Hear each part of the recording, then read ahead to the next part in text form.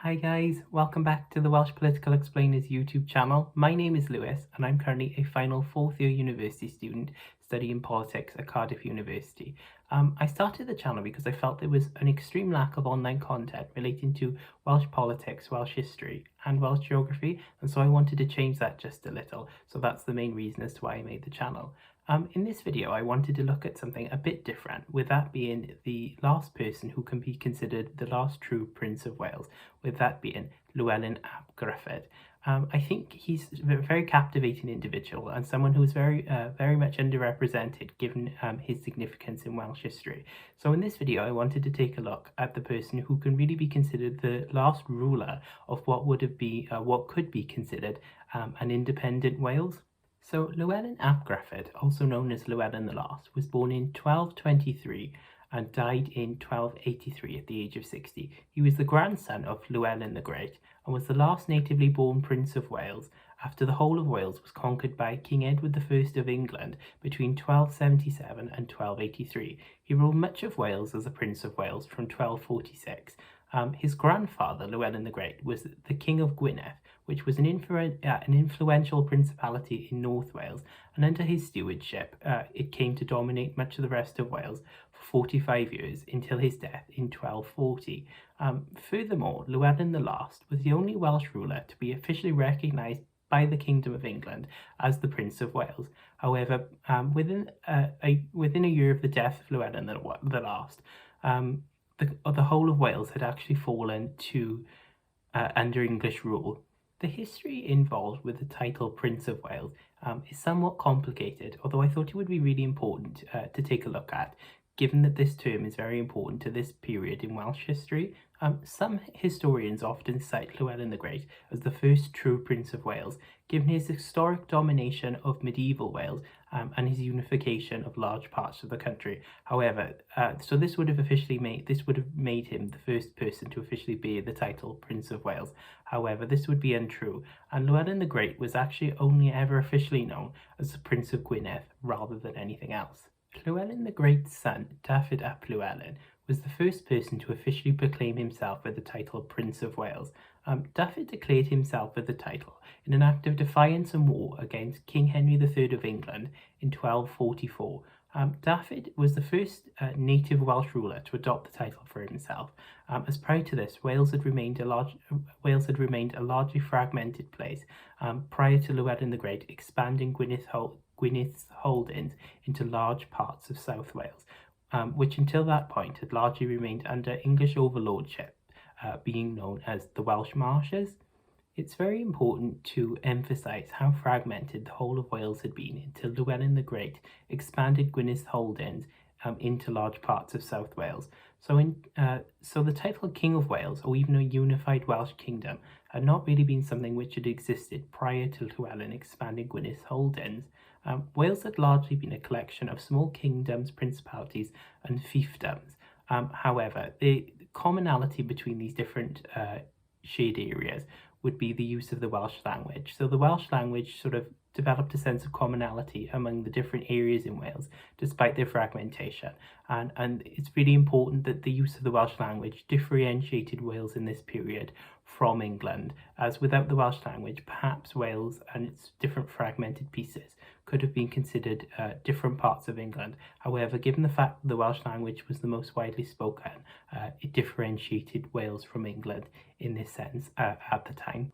In order to properly understand the life of Llywelyn ap Gruffudd, we first need to take a look at the lives of his grandfather and uncle, Llywelyn the Great and Dafydd ap Llywelyn, who each ruled Gwynedd and much of Wales prior to him. Firstly, we can take a look at Llywelyn the Great, who began his rule over Gwynedd in 1194, after he disposed his uncle as the King of Gwynedd, and by around 1202 had brought most of northern Wales under his control. Llywelyn then made incursions to extend his holdings into areas of South Wales. However, this threatened English overlordship in the region and eventually caused King John of England to invade Wales in 1211. Although he repelled the English and further secured his holdings by cooperating with powerful English barons who were opposed to King John's rule, Llywelyn the Great contributed towards making King John signed the Magna Carta in 1215, therefore limiting his powers in England. Llywelyn the Great died in 1240 and transferred the rule of Gwynedd and much of the rest of Wales to his son Dafydd ap Llywelyn. Dafydd then continued to rule until 1246. Although Llywelyn the Great appointed Dafydd as his heir apparent, Llywelyn the Great's other son and Dafydd's half-brother Gruffudd opposed this. Due to his opposition to Dafydd's accession to the throne, Gruffudd was imprisoned by Dafydd in 1239, but in 1241 Gruffudd was actually taken as a prisoner by King Henry III of England, and in 1244 Gruffudd died while trying to escape from the Tower of London. After Gruffudd's death, Dafydd declared war on the English and King Henry, but was killed during combat in the preceding war of 1246. Dafydd left no heirs, and therefore Gruffudd's son Llywelyn ap Gruffudd ascended to the throne of Gwynedd in 1246, becoming the last natively born Prince of Wales. When Dafydd ap Llywelyn died in 1246, Llywelyn ap Gruffudd and his brother Owain ap Gruffudd initially divided Dafydd's lands equally between them, although later in 1255 Llywelyn also took Dafydd's lands and reunited Gwynedd under his sole leadership. Llywelyn ap Gruffudd then set out with similar ambitions to his grandfather and attempted to reassert Gwyned's dominance over much of the rest of Wales. He received homage from many other Welsh princes in 1258, thereby legitimising his claim to the title as the Prince of Wales. In the same period, King Henry III of England was having some trouble with his barons, who were becoming increasingly dissatisfied with his rule. By taking advantage of this, Llywelyn ap Gruffudd aligned himself with King Henry's chief baronial opponent, Simon de Montfort, and in 1262 took up arms against the English lords of South Wales. However, shortly after, in 1265, Simon de Montfort was actually killed, and Llywelyn was forced to sign a treaty recognising King Henry's overlordship over much of Wales. Once Henry III had died and was replaced by his son Edward I, Llywelyn again turned upon the English, and this created hostilities between himself and Edward. These hostilities caused Edward to invade Wales in 1276, and this resulted in the further subjugation of Llywelyn and his lands. But in 1282, Llywelyn started a national rebellion against the English, with the goal of ending English overlordship in Wales and restoring Welsh independence. Shortly after the start of the rebellion, Llywelyn ap Gruffudd was killed during a skirmish with King Edward's men in the December of 1282. His brother Dafydd ap Gruffudd continued the rebellion until the October of 1283, while also claiming to be Llywelyn's natural successor and therefore the next Prince of Wales. Although by the time of Llywelyn's death, King Edward had conquered most of his lands, and so Dafydd's claims lacked any real legitimacy. Dafydd ap Gruffudd was hung, drawn and quartered in the same October of 1283, and the rebellion was crushed soon after. This makes Dafydd the last natively born Welsh person to claim the title Prince of Wales, even if his claims lacked any real legitimacy.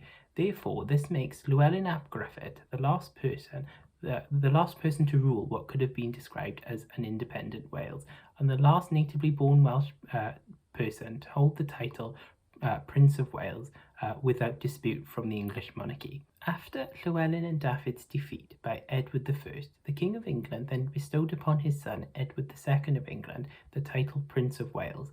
Since then, the male heir apparent to the English and later British throne has always been granted the title Prince of Wales. However, not all eldest sons of English monarchs have been given the title, and is specifically granted by the monarch to their male heir apparent, but the respective choice of that given monarch. The male heir apparent usually stops using the title when they ascend to the throne themselves, and the title is usually not used again until the monarch then bestows upon their son the title by their respective choice. There was a period when the title Prince of Wales was again used by a native Welsh person when Owain Glyndwr led a successful uprising against the English between 1400 and 1415, which actually restored Welsh independence for that period. Owain Glyndwr was crowned the Prince of Wales at Mahalled in 1404. At the crowning ceremony, there were even envoys from important countries across Europe, such as Scotland, France, and even the Kingdom of Leon, which is now part of Spain. Obviously, Glyndwr's claim to the title Prince of Wales was disputed by the English monarchy. However, this was the last time in which a native Welsh person made a realistic claim to the title the Prince of Wales. Owen Glyndwr is said to have died in 1415, and shortly thereafter his rebellion was crushed as well.